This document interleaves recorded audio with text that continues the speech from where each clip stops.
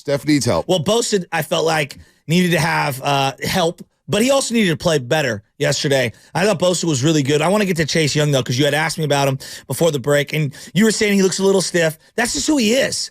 He's a power guy. He's never going to be. No, he didn't feel comfortable putting his hands in the dirt at times. I was really watching him just kind of put his hands in the dirt. You could tell he's still trying to get accustomed to that. He wants to stand up a little bit, or even in the 4-point, he's trying to figure it out. But look, go ahead, continue. Well, I mean, he's 24.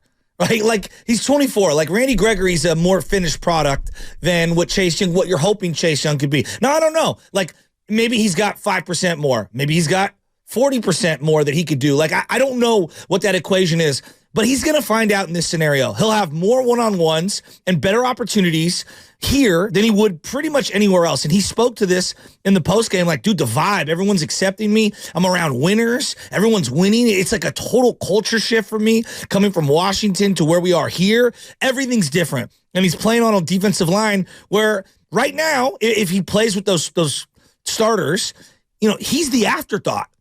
Armstead and Javon Hargrave and Nick Bosa are going to get the majority of the attention. And there was a play where he goes upfield and then swim to the inside, and then boom, meets Trevor Lawrence, who's stepping up in the pocket. And it was just like, I don't care if he's, the bendy guy to get around the edge. And yeah, I'd love to have, every move in the bag. Right now, we have power across the board. Hargrave is power. Armstead, power. Bosa, power. Yes, I would like to mix it up and have some speed on that defensive line. But you could collapse dude, at 24 years old, I think that the sky's the limit for this kid in terms of untapped potential. Michael on YouTube, Super Chat, $9.99. I feel like yesterday's win was nothing but a morale booster after losing 3 straight. Statement game. No, right now it looks like the Lions are the 1 seed. Don't be surprised, and the Eagles are the 2. Well, the Eagles have 1 loss. The Lions have 2. Let's see where it finishes there. If the Lions were somehow some way to get the 1 seed, that would be wild. Be wild here. But I think just handle your business. Yeah. But here's one of the most underrated things about yesterday was that Trent Williams was back, and Trent Williams was truly a game time decision. He looked great. Yeah, I wasn't. Like I said, it was truly questionable. And I know a lot of people say that, and, over the years in my career, every time I've been questionable, I pretty much end up playing. So I know it's what you guys expected. I wanted to play, but like I said, Thursday and Friday went okay. It didn't go as well as I expected. So it was truly questionable. I had, long flight, a couple of days. Friday, got some rehab. Saturday, got some good rehab, and today I decided to give it a go. And DBs did not want to say in front of Trent Williams, but we keep it on Chase Young here because here's Bosa on playing with his former college teammate. Yeah, having him is such a big threat. I think we play off of each other well, and me and him are really excited to keep going. I just thought that Nick Bosa looked rejuvenated. He looked fresh. He looked like a man on a mission. That was the Bosa that we fell in love with for the first couple of years. That was the Bosa who won DPOY last year. Now, he not only made plays himself, but also he scared Trevor Lawrence into a really bad throw that ended up getting picked by Hufanga. He knocked down a ball. I thought he was everywhere for the 49ers yesterday. And then I looked at like that second unit defensive line, and this is where adding Chase really helps.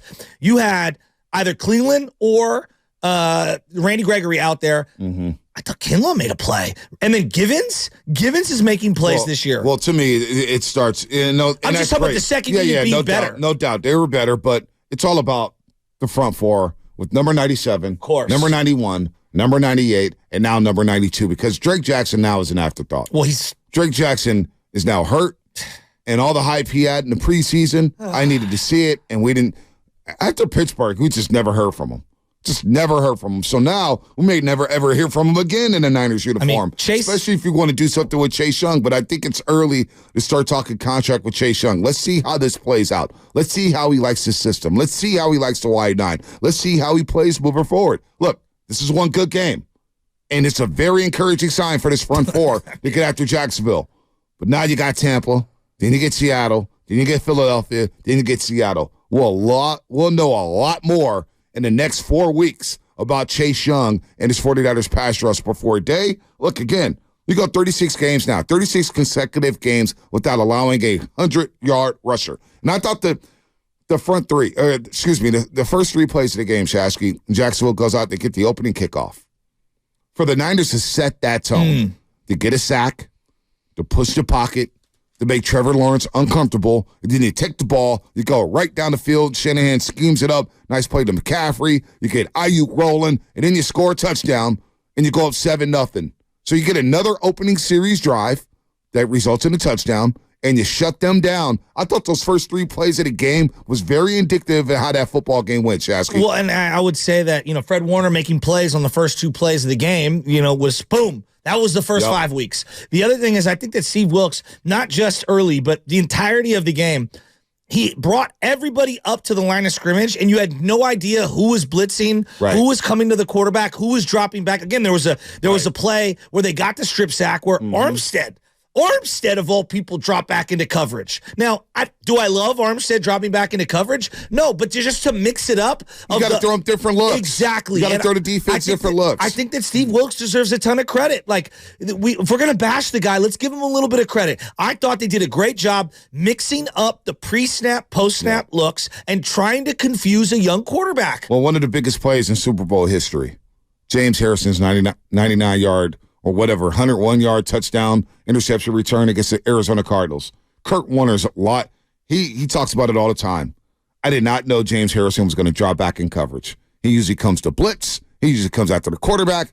And what happened? He disguised the blitz, dropped back into coverage, picks it off, and he goes for it. That's the thing you have to do against good quarterbacks in this league. The Trevor Lawrences, the Joe Burrows, the Patrick Mahomes, you cannot give them the same look every time. So sometimes I know we don't like seeing their Armstead drop back in coverage. I know we don't like seeing Bosa drop back in coverage, but sometimes you just have to mix it up to give the quarterbacks a different look, especially the good ones in this league. So I like the fact that they disguised it. I like the fact that they mixed it up. I like the fact that they got after Trevor Lawrence. I like the fact that we saw a 5-man front at times, like Philadelphia runs against teams, like Cincinnati runs against teams. I want to see more of that. 5-man front, shut down the run, and then let's play football on 3rd and long. And this defense, again, we talked about it on Friday. We discussed it ad nauseum about this front four setting tone. Now, on the flip side, I thought the offensive line, sure, they gave us some pressures at times. You're going to do that in this league. Yeah. But you ran for 4.8 yards a carry yesterday. You know what was my favorite play of the game? And this is a very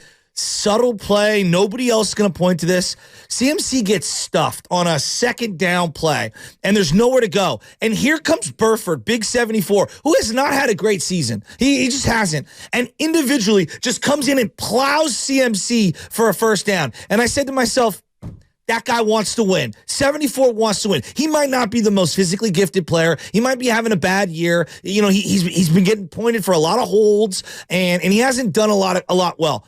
That's a guy that, by any means necessary, as we were talking about Friday, that's the kind of play where you go, oh, I need to make a play here in the moment. Let me push CMC from behind, and let me push him into a 1st down. I thought that was a really, really, really nice play by a hungry young player who wants to win, and that was indicative of the entire effort level yesterday. I thought they played desperate.